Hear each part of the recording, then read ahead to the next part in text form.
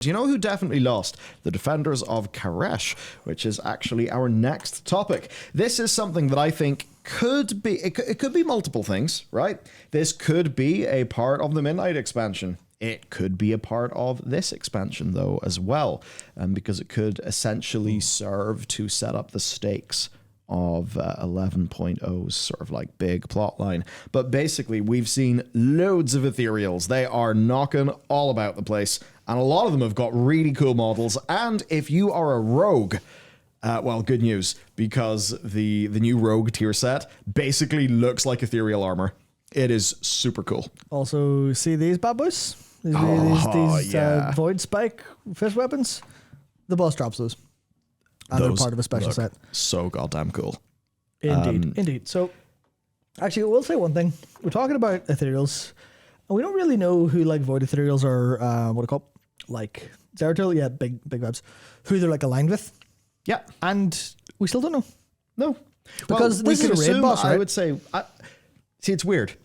If they were with your boy Dimensius, it would be interesting because he is somewhat responsible for them being Ethereals in the first place. But that is a plot line that actually can work. Yeah, so I will say something about, so we haven't got an awful lot here, but this is, I actually literally don't know who the other one is. I genuinely don't know. I haven't seen. Yo, 4 arms, let's go. So that is, that is Nexus Princess Kessa, the 6th or 5th, I think 6th boss in Nerubar Palace, which is our first raid. Nexus Princess. Princess. Yeah, Nexus Princess. We've seen princesses. We have not seen. I mean, who's the boss? Well, you know, she's the Nexus Princess, and she's defending Queen Ansarek. Yeah, but what about the Nexus Queen? Yeah, she's in there under Queen Ansarek. She's part of the like Void.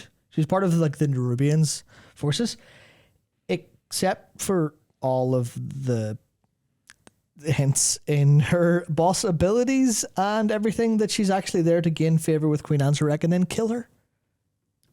Oh. So this seems like an assassin hiding in their midst, and I could be reading into things a little bit. Do we have her abilities here? I will.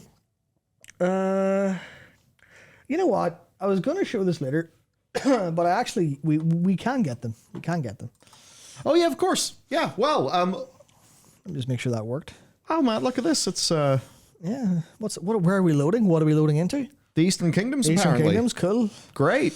Excellent. We're going to the Badlands, everybody. Excellent. Look at that. This was the death net I was. I thought it was just a whip thing. No, yeah, you're on Alpha in Stormwind. Yeah. So actually, before I'll not get too distracted. And in the most busy part of the Alpha, which of course is the Stormwind training dummies, where everybody goes to test out class stuff. Yeah, on that, actually, we'll talk about it later, I assume. But a few more class changes than we maybe expected. Way more than I expected. That's for sure. Feral has been gutted, and I hope it works. Guess what'll be a video next week? Yes, we'll talk about that. So this is pretty much on the nose for lore, right? Kessa arrived at Nerubar Palace, quickly established herself as a confidant of Ansarek. However, rumors abound that she may harbor a dark and deadly secret, if discovered. And she's like an assassin, right? She assassinates everything. All of her abilities are based on like look at that. It's called Queensbane. I couldn't remember what it was, but I knew there was something that made me go, no. She's there to kill the queen. That's something special. In the nose. Yeah, that's something a little bit different. Hello, my queen. I am here to serve you. Oh, yes. What's your weapon called? Queensbane. That's her poison, and it's actually a lethal void poison fit for royalty. And then let's go down to stage 2, Starless Night, which sounds cool. She's got an ability called Regicide. I don't know if you know what Regicide means, but it means exactly what you expect. Oh, that's funny. To kill royalty. And you've hidden that one magnificently, Blizzard. Well done. Yeah, extremely well. And we'll have another thing to talk about soon. Season 4 patch notes just dropped. Oh, very nice. There's man, that looks and I can't show you 2 of them because of reasons. It is very rare. Yeah, and it also has a companion trinket for agility users. So there you go. Oh, it's a 2 set with that trinket. Yep. That's really cool. Yeah, it's a 2 set of the trinket, and the chime what does it do? The chime has the ability to do things. basically procs her Phantom Assassins. Okay, right. So they play off each other. Yeah, and then with the weapon, it always does more. Very Does nice. more. So, very good. if she is trying to assassinate the queen, that might change things up a bit, because Xal'atath, from what we understand, harbinger of Dimensius. Okay, so Xal'atath is doing stuff with the queen, probably, using the queen, obviously. So why would a Void Ethereal then be trying to mess up Xal'atath's plan? Good question. Who knows? Okay. Because how is the Nexus Princess then technically kind of aligned with us theoretically, but she's also trying to kill us, but also Ansarek, but also how's Locust Walker involved? Because he's only mentioned by name once, and that's by Jenna, who says Locust Walker told us that Kesh sang before it got blown up. That is our next topic. So that's our next topic, but also, I assume that means Locust Walker will be doing stuff in Darkheart, or maybe in pre-patch. They've in Telogris Rift, they've changed up a few things. So yeah, right. Kesh having a World Soul. This is the thing that could actually lead to a patch zone. Could. Obviously, we do not exactly know. There is another strong contender for a patch zone as well, based on data mining. But right, Kesh. It is another world. It is the world that the Ethereals used to live on. They no longer live there. And the reason why is Dimensius. So Dimensius is a big Void Lord, and you end up killing him in the Burning Crusade, but that's basically a tiny, tiny, tiny manifestation of Dimensius. It's not like the full being at full power. So what we learned from Locust Walker, or at least what Janus says we learned from Locust Walker, is that Kesh started to basically sing. Sort of, visions and stuff like a lot of the characters have been getting. Yeah, I should say, to make that completely clear, the way it's described in the game is the Radiant Song. The Radiant Song. That's how they describe what visions people are seeing and hearing and all that stuff. It is the voice of Azeroth is no longer talking to just a speaker, but kind of singing in people's dreams, and you get kind of stun locked for a second. I don't know if it'll transition to a cutscene, but you do when you fly into Sylphus, you do get a debuff that stuns you and slows you down. I think it happened a few times in BFA with the Heart of Azeroth, where you're all like, oh, yeah, that thing happened. So she basically they heard the Radiant Song and they heeded its warnings far too late, and then Dimensius showed up and ate the planet. So Kesh, if they do what would be, I think, theoretically close to correct for good storytelling, we get to go. We will at some point go to Kesh and experience see what the corpse of a world looks like in some capacity, in much in the same way we see Argus, but it'll be probably less scuffed or maybe more scuffed, either way, but purple instead of green. Yes.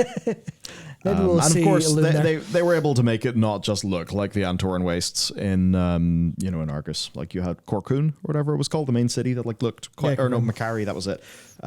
Wait, no, it's been changed to Eredun or something. No, Eredun's the language.